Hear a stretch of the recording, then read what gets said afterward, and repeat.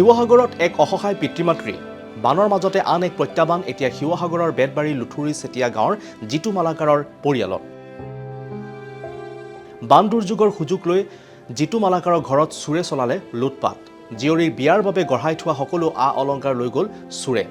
চলিত বৰ্ষৰ ডিচেম্বৰত জীয়ৰী নিহাৰিকাৰ বিয়াৰ দিন ধাৰ্য কৰিছিল জিতু মালাকাৰে অপাৰেশ্যনৰ বাবেও সাঁচি থৈছিল ৭০,০০০ টকা সেই টকাও নিয়ে চুৰে উধাও হয়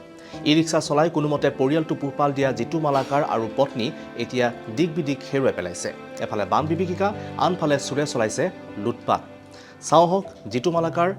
আৰু তেওঁৰ পত্নীৰ লগতে জীয়ৰীয়ে কি কৈছে চুৰৰ সন্দৰ্ভত মই বেটেৰী চলাওঁ বেটেৰী চলাই আজি ৩-৪ বছৰ দিন হ'ল বেটেৰী চলাই মানে পইচা ইনকম কৰি আহি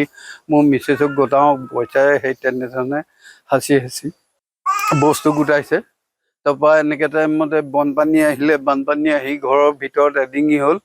এডিঙি হোৱাৰ পিছত আমি বস্তু উলিয়াব নোৱাৰিলোঁ খৰধৰকৈ ওলাই ওচৰৰ মানুহৰ ঘৰত গৈ থাকিলোঁগৈ থকাৰ পিছত যেতিয়া পানী শুকাইছে আহি দেখিছোঁ ঘৰত একো বস্তুৱে নাইকিয়া হ'ল বিশেষকৈ আমাৰ পইচা আৰু সোণখিনিহে লৈ গুচি গ'ল অলংকাৰবোৰ মানে কি হ'ল এই পানীত বুৰি যায় বুলি ওপৰত তুলি থৈছিলোঁ বিয়াৰ কাৰণে অলংকাৰবোৰ ৰেডি কৰি থৈছিলোঁ বেয়া মোৰ ছোৱালীজনীৰ কাৰণে বিয়া হৈছিলে এই নৱেম্বৰ ডিচেম্বৰতে হ'লহেঁতেন দিন ফিক্স কৰা নাই এইবোৰ কৰাৰ পিছত মানে এই বানপানী আহিলে আৰু গোটাই মেলি ওপৰত তুলি থৈ দিলোঁ আৰু তেখেতসকলৰ ঘৰলৈ গুচি গ'লোঁ গৈ আৰু আহিব নোৱাৰা হ'লোঁ পানী একদম এডিঙি পানী হৈ গ'ল ভিতৰতে তাৰপিছত আহি আৰু পানী যেতিয়া শুকাইছে আহি পাইছোঁ বস্তু নাই পইচা আৰু সোণৰ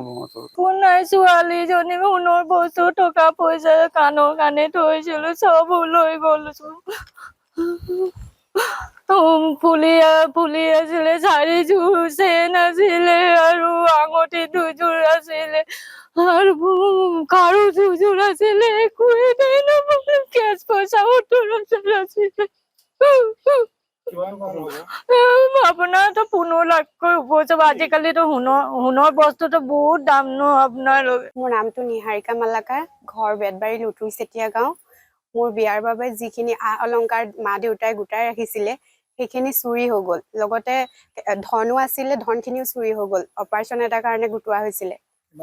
70,000 মান আছিলে অলংকাৰ 10 লাখৰ ওপৰত